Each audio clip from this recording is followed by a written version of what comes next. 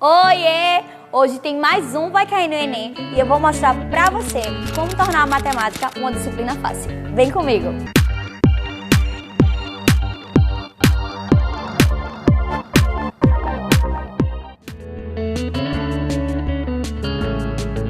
Recentemente, um estudo apontou que as questões de matemática, em sua maioria, exigem do fera um conhecimento de álgebra, geometria e domínio de assuntos como razão e proporção.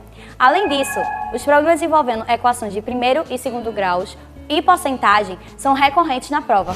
Professor Ricardinho, que honra ter o senhor aqui. Além de professor de matemática, o professor Ricardinho é conhecido como... Goku da aprovação! Olha aí! Professor, com a força do Goku, professor. Então, professor, obrigada por ter aceitado o nosso convite. A gente vai desvendar aqui para o pessoal falar o porquê, para muita gente, a matemática ainda é considerada tão difícil, a prova mais difícil do Enem. Por quê, professor? Primeiro vamos dar um gamerramerá nessas dificuldades aí, conseguir fazer com que o fera consiga finalmente fazer uma excelente prova aí no Enem. E obrigado pela oportunidade de estar compartilhando com os feras aí um excelente aprendizado. Por que a prova de matemática é considerada difícil na prova do Enem? Primeiro, é um bloco só. A prova, ela por si só são 45 questões, são textos enormes. E eu não diria ela difícil, eu diria ela cansativa, fera. Ela é muito cansativa e tem que ter algumas estratégias para a gente saber conseguir resolver as questões e se dar muito bem nessa prova aí do Enem. Primeiro, o fera aí vai precisar resolver as questões mais simples da prova inicialmente, as chamadas questões fáceis aí do Enem, que segundo o TRI, Teoria Resposta ao Item, é as questões que valem mais pontos aí na prova do Enem. E aí a gente resolve primeiro essas questões mais simples, em seguida a gente vai ver como vai desenvolver as questões de nível mediano e as mais complexas. Então, no caso, tem sempre um truquezinho para resolver as questões de matemática, né? Em relação a memorizar, tem algum truque além dessa questão de fazer, como o senhor tinha dito, as questões mais fáceis, enfim. Tem algum truque para memorizar? Primeiro que a prova do Enem, hoje, ela é desmistificada não como as provas tradicionais antigamente. Hoje, as provas do Enem é contextualizada e muitas das questões é resolvida por raciocínio lógico. Então vamos tirar da nossa mente aquela trava de decorar a fórmula de PA, decorar a fórmula de como resolver a regra de 3. Não, fera, você vai usar o raciocínio lógico. Fera, você vai desenvolver muito rápido as questões de progressão aritmética, regra de 3, razão, proporção, com apenas o seu raciocínio. Como eu vou fazer isso, professor? Você vai treinar bastante as provas anteriores. Isso mesmo, fera, as provas anteriores, porque as questões posteriores são as questões que têm uma proximidade com as anteriores. Então a gente vai perceber que essas questões que vêm na prova aí em 2019 vai ser parecida com as anteriores. Então a gente precisa resolver bastante questões aí do Enem para se dar bem na prova. Então quer dizer, professor, que existem questões que podem ser resolvidas por raciocínio. Por exemplo, quando a gente vai resolver uma questão do tipo um gato e meio come um rato e meio em 1 minuto e meio, em quanto tempo um gato vai comer 2 ratos? O cara, como assim, professor? Um gato e meio? Realmente. Aí você vai pensar, isso é uma regra de 3. Não, isso é um raciocínio lógico. Você vai apenas multiplicar 1,5 vezes 2 dá 3, em vez de fazer aquela conta enorme que o Enem exige somente o seu raciocínio. Então é muito fácil. Você vai usar o raciocínio lógico. Até que o fera de humanas e saúde gosta muito de usar esse raciocínio. Já o de exatos gosta de fazer aquela conta empurrada. Mas assim, eu aconselho sempre fazer o raciocínio lógico, que vai se dar bem melhor na prova. E ainda sobre questões, na questão de gestão do tempo em relação às atividades, o período que deve ser efetuado, quanto tempo mais ou menos deve ser feito uma questão para você ter um resultado legal? Os professores sempre mencionam que geralmente em média é 3 minutos por questões na prova do Enem. No entanto, a gente percebe que tem questões que resolvem em 30 segundos e outras em 5 minutos. É porque em média 3 minutos por questão. E aí, é o que eu disse a vocês anteriormente, fera. Você primeiro vai resolver as questões mais simples para sobrar tempo para você e aí se dar bem na prova. 3 coisas que eu peço para vocês se dar bem na prova. estar bem psicologicamente, você tem que estar muito preparado psicologicamente para se deparar com uma prova de 90 questões, mais uma redação, num dia e outro dia 90 questões, e no segundo dia com matemática, física, química e biologia, tem que estar muito bem psicologicamente, tem que estar bem fisicamente, porque vai cansar, você vai ter dor no corpo, dor de cabeça, então tem que estar treinado para isso, e você tem que ter treinado bastante as questões anteriores. Então, o fera que fazer muito simulado, treinar bastante, ele vai com certeza ter uma noção se saindo bem ou não aí na prova do Enem, né? Em questão da folha de cálculo da prova do Enem, que é separada no caso, o senhor indica que a resolução da questão seja feita na folha de cálculo ou mesmo ali de ladinho, se tem alguma forma, algum jeito melhor de resolver a questão?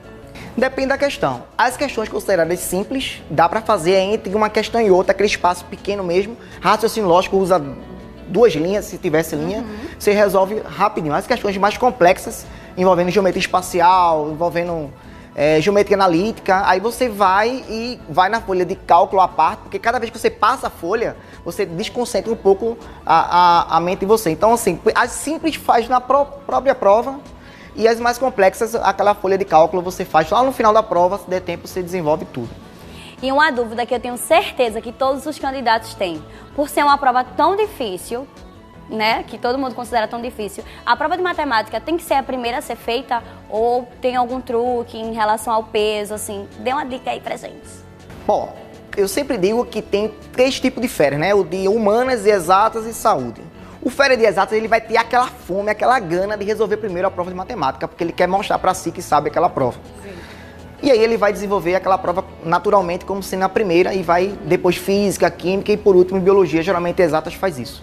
O fera de saúde, ele vai querer pegar aquela prova de biologia e desenvolver também logo, porque ele é de saúde, né, em sequência química e depois matemática e posteriormente física. E de humanas, geralmente ele escolhe matemática por quê?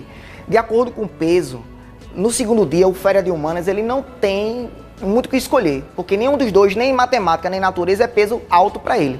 Ele escolhe matemática porque vai ter que fazer um diferencial na prova, e matemática é uma disciplina só e natureza são 3, então ele vai escolher a matemática. E eu sempre digo, não faça a prova completa, sempre faça as questões que você mais tem afinidade, que é aquele assunto que você mais gosta, e depois você vai passar para outra prova. Por exemplo, a prova de matemática tem 45 questões, eu resolvo 20 questões fáceis, posso passar para a prova de biologia, depois química, física, depois voltar para a de matemática, não tem problema nenhum, porque o fera está garantindo a pontuação nas questões mais simples e vai se dar bem na prova no final. Então a dica é fazer todas, mais um pouco de cada, né, a que você tem mais desenvoltura, e também analisar muito qual o peso, né, da prova, qual a prova que vai ter mais peso para você, para enfatizar um pouco mais na questão, certo? Exatamente, vai analisar o peso para o seu curso específico e aí daí você vai desenvolver as questões com afinidade e uma tranquilidade bem maior do que estar fazendo uma prova completa e com dor de cabeça passando 15 minutos em uma só questão. Mas aí o fera tá ligado e vai desenvolver muito bem isso aí, né? E qual assunto o candidato de casa não pode deixar de estudar nessa reta final? Você vai revisar a fera, porque essa reta final já é revisão. Você vai revisar assuntos simples como razão, proporção, porcentagem, regra de 3, função do primeiro grau, função do segundo grau.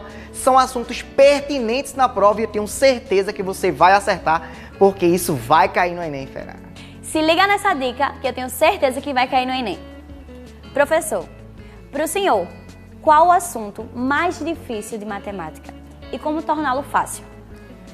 Ultimamente está caindo muito na prova logaritmo. E aí o logaritmo é considerado para o fera complexo, difícil, porque exige outros conhecimentos matemáticos. Então eu aconselho a você, fera, para acertar essa questão difícil na prova do Enem, estudar potenciação, em sequência equação exponencial, para ter um suporte e chegar nas propriedades de logaritmo. Logo aí você vai conseguir desenvolver a questão geralmente mais complexa da prova de matemática, que nos últimos 2 anos está acontecendo logaritmo na prova do Enem. Até porque o logaritmo, mesmo sendo uma coisa, uma fórmula, um método fácil de fazer, normalmente vem muito contextualizado, né? A questão de logaritmo. Isso, vem geralmente citando um problema que existe na população para envolver o logaritmo. Por exemplo, a altura da pessoa em relação ao fêmur, aí usa o logaritmo. Geralmente o número de bactérias do corpo do ser humano usa logaritmo. Então vai usar uma fórmula logarítmica, só que ele já dá pronta essa fórmula, para que você use as operações matemáticas e aí desenvolva as propriedades e tenha a solução da questão. Então, no caso, o segredo do logaritmo é estudar as pequenas coisas que tem dentro dele. As propriedades em si, de soma, subtração, multiplicação, essas propriedades sempre estão atreladas àquela contextualização lá na prova.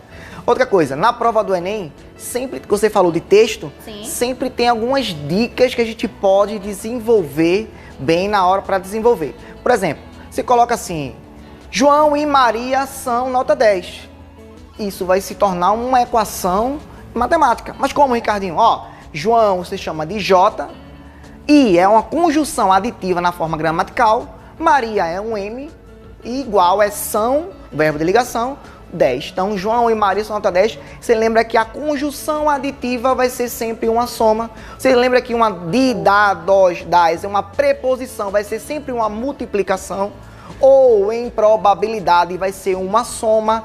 Você lembra que em MDC, máximo divisor comum, vai ter o maior tamanho possível. Então, são dicas, são características de questões que você vai observar e dizer, isso aqui é um assunto específico de tal área do conhecimento. E aí você consegue grifar bem isso aí e desenvolver uma boa prova. E vai saber também qual a operação, né? Se é multiplicação, se é uma soma, de acordo com o que o senhor falou. Exatamente. Então, você usando um pouquinho da gramática, do português, você vai jogar isso na matemática e vai desenvolver bem um conteúdo bem legal e fazer uma excelente prova. Ai, que ótimo. Uma dica muito legal para você.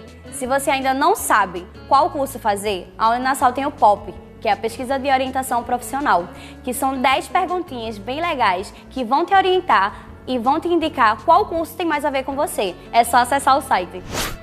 Acabamos, professor. Muito obrigada por ter aceitado o nosso convite. Tenho certeza que todo mundo adorou sua aula, viu? Eu que agradeço a você, ao Vai Cair no Enem, a todos os férias aí que estão nos assistindo, porque a gente compartilhou ideias e momentos maravilhosos, conhecimentos matemáticos para que a sua aprovação seja mais curta, né? Que você consiga chegar a realizar o seu sonho, fera.